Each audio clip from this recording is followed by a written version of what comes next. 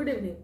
आज हम लोग पढ़ाई करेंगे वर्ग 8 विषय अतीत से वर्तमान अध्याय 12 राष्ट्रीय आंदोलन 1885 से 1947 का अगला भाग, जिसमें हम लोग अंतिम चरण के बारे में पढ़ रहे हैं और अंतिम चरण में गांधी युग के बारे में जानकारी हम लोग प्राप्त कर रहे हैं। तो जिसमें हम लोग देखे थे गांधी जी के प्रारंभिक जीवन के बारे में, उसके बाद देखे अफ्रीका में गांधी जी किस प्रकार से भारतीयों के अधिकार के लिए लड़ाई लड़ते हैं, और आज देखेंगे कि अफ्रीका से आने के बाद गांधी जी जो चंपारण में प्रथम सत्याग्रह करते हैं, जिसे चंपारण सत्याग्रह के नाम से भी जाना जाता है, उसके बारे में आज हम लोग अध्ययन करेंगे। तो इसे प्रथम सत्याग्रह या चंपारण आंदोलन के नाम से भी जाना जाता है, या चंपारण सत्याग्रह के नाम से भी इसे जाना जाता है, जो 15 अप्रैल 1917 ईस्वी से इसकी शुरुआत मानी जाती है।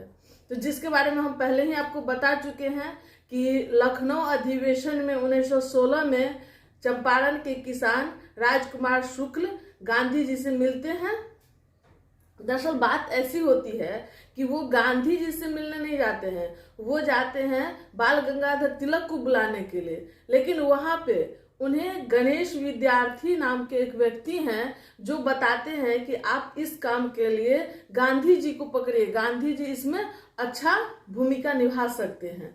तब उन्होंने गांधी जी के पीछे पड़ा और उनसे आग्रह किया कि आप चंपारण चलिए और चंपारण में किसानों की समस्या को समझिए और उसका निदान करने का प्रयास कीजिए। तो जब वो कलकत्ता आते हैं तो कलकत्ता पहुंचने के बाद वो पटना आते हैं, पटना के बाद वो मुजफ्फरपुर आते हैं और मुजफ्फरपुर में ही उन्हें राजेंद्र प्रसाद से मुलाकात होती है। पहली बार राजेंद्र प्रसाद से मुलाकात मुजफ्फरपुर में ही होती है और वहीं से वो लोग फिर नीति तैयार करते हैं और फिर 15 अप्रैल को वो चंपारण के लिए रवाना होते हैं।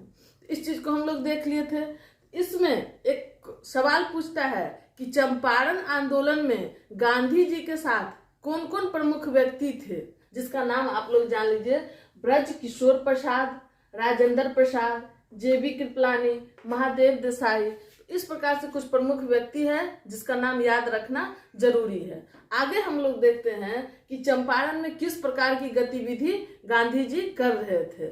इसमें देखिए कि चंपारण का मुख्य समस्या क्या था जिसके लिए गांधी जी वहां गए थे। तो वहां 3 कठिया पद्धति लागू था। ये 3 कठिया पद्धति क्या होता है?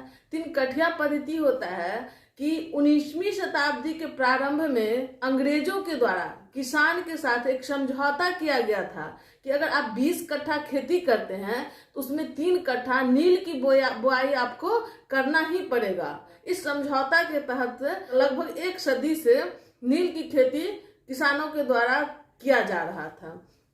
लेकिन होता ये है 19वीं शताब्दी के अंतिम चरण में आते आते जर्मनी के रासायनिक रंगों के प्रयोग जब शुरू हो जाता है, उससे इस नील की खेती, नील का डिमांड, जो नील की खेती हो रही थी, तो नील का डिमांड अंतरराष्ट्रीय बाजार में गिर जाता है और पहले के जैसा लाभ नील की खेती से किसानों को नहीं होता है। लेकिन इस समझौता से छुटकारा लेने के लिए किसानों के साथ अव्यावहारिक वसूली की शर्त रखी गई थी। कई प्रकार के उनपे कर लादने की बात की जा रही थी। तो इस प्रकार से नील की खेती से किसान बड़ी भी नहीं हो रहे थे और नील की खेती करने से उनको लाभ भी नहीं प्राप्त हो रहा था। इसी से उनका काफी शोषण हो रहा था। इसी समस्या पे गांधी जी चंपारण आते हैं। इस पे गांधी जी लोगों से, किसानों से, वहां के स्थानीय किसानों से बयान लेते हैं और उस बयान को वो लिखित रूप में दर्ज करते हैं।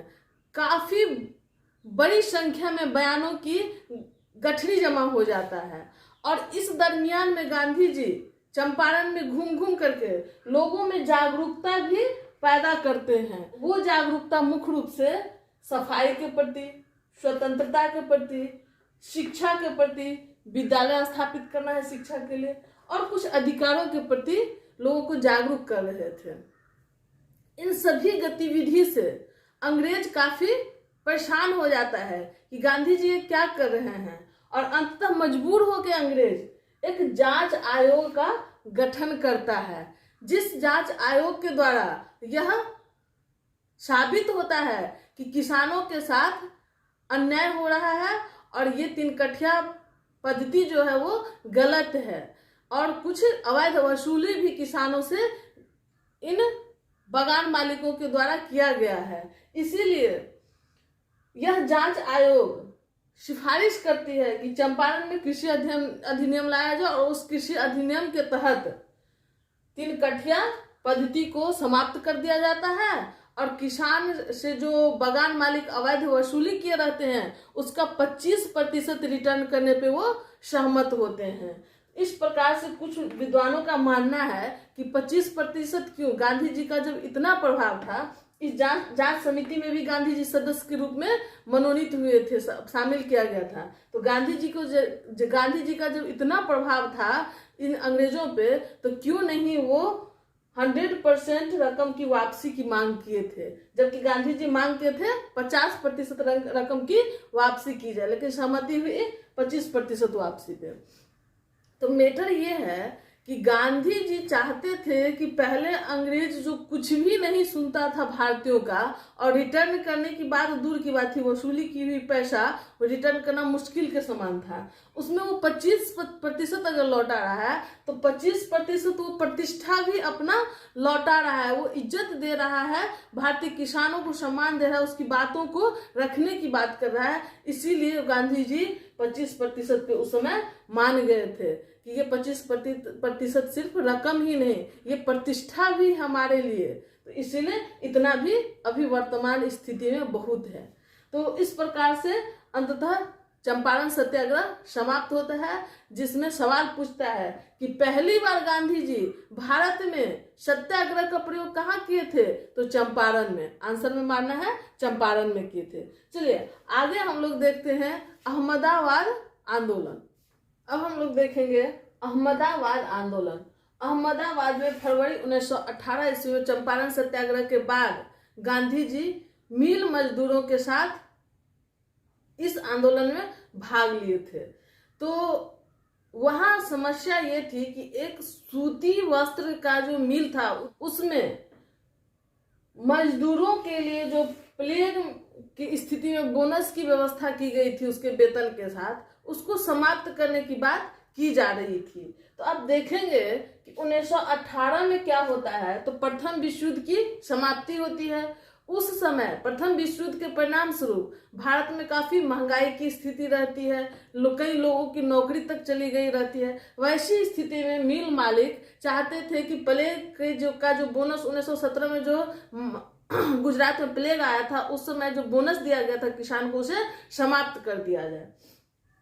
इसी का विरोध कर रहे थे वहां के मजदूर सब, जिसका साथ उस मिल मालिक की बहन थी अनुसुईया बेन, वो साथ दे रही थी। उन्होंने गांधी जी को आमंत्रण दिया कि आप आइए और इन मजदूरों के हक के लिए यहाँ लड़ाई में सहयोग कीजिए हम लोगों का। तो अंततः अनुसुईया बेन के आमंत्रण पे गांधी जी अहमदाबाद पहुंचते हैं और वहां के मजदूरों को उपाय सुझाते हैं कि तुम अहिंसात्मक रूप से हड़ताल करो, मिल मालिक के खिलाफ हड़ताल करो। उस मिल मालिक का नाम होता है अंबाला साराभाई। तो उनके खिलाफ में मजदूर हड़ताल करता है, लेकिन बिना वेतन का एक मजदूर जिसकी दैनिक जीवन में जो उपार्जन होता है उसके आधार पर जो घर चलता है, वो बिना वेतन का कितना दिन तक हड़ताल कर पाता और मिल मालिक को नहीं झुका पाता। ऐसी स्थिति को जब महसूस किए गांधी जी, तो वो स्वयं भूख हड़ताल पे बैठ जाते हैं। पहली बार गांधी जी भूख हड़ताल का प्रयोग यहीं पे करते हैं और अंततः विवश होकर के मिल मालिक को झुकना पड़ता है। प्लेग बोनस की समाप्ति के पक्ष में गांधी जी का कहना रहता है कि तुम वेतन में 35% का वृद्धि करो, और मजदूर का कहना रहता है कि हमको 50% का वृद्धि चाहिए।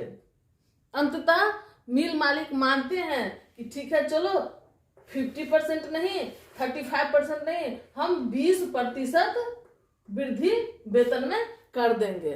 तो अंततः 20% पे सहमति होती है और इस प्रकार से अहमदाबाद आंदोलन में सफलता प्राप्त होता है गांधी जी को। मजदूर खुश होते हैं और फिर से काम पे सुचारू रूप से चले जाते हैं। तो इस प्रकार से अहमदाबाद आंदोलन सफल होता है। अब एक खेरा आंदोलन है। उस खेरा आंदोलन मार्च 1918 ईस्वी में गुजरात के खेरा जिला में होता है। समस्या यहाँ ये होती है कि वर्ष 1917 में जो फसल होती है वो खराब मौसम के कारण क्षति हो जाता है और लोगों का उत्पादन नहीं के बराबर होता है। वैसी स्थिति में अंग्रेज कठोरता से कर का वसूली करता है, तो लोग परेशान हो जाते हैं कि यहाँ खाने तक की उपज नहीं हुई है और यहाँ कर चुकाने की स्थिति कैसे होगी। तो वो अंग्रेजों के खिलाफ में कर नहीं देने की आंदोलन करते हैं, जिसका साथ अंग्रेज देते हैं और समस्या इतनी बढ़ जाती है कि अंग्रेज इसे दमन पूर्वक कुचलने का प्रयास करते हैं। लेकिन अंततः गांधी जी के अहिंसक जो आंदोलन होता है उसके प्रभाव में आकर के अंग्रेज कर की कठोरता से वसूली छोड़ देते हैं और ना ही वो आदेश पारित करते हैं कि हम कर वसूली करेंगे। अंततः वो धीरे धीरे इस बात को तूल देना बंद कर देते हैं। कुछ दिनों तक लोगों पे से कर वसूलने की प्रक्रिया गौण रूप से बंद कर दिया जाता है। इस प्रकार से ना ही इसे घोषित रूप से सफल कहा जा सकता है और ना ही असफल कहा जा सकता है। लेकिन कुछ न कुछ गांधी जी के इसमें हस्तक्षेप करने से प्रभाव खेरा में पड़ा कि उतनी कठोरता से कर वसूलने के लिए तत्परता अंग्रेज नहीं दिखाता है। इस प्रकार से खेरा आंदोलन भी समाप्त होता है। इसी के साथ यह वीडियो समाप्त होता है। धन्यवाद।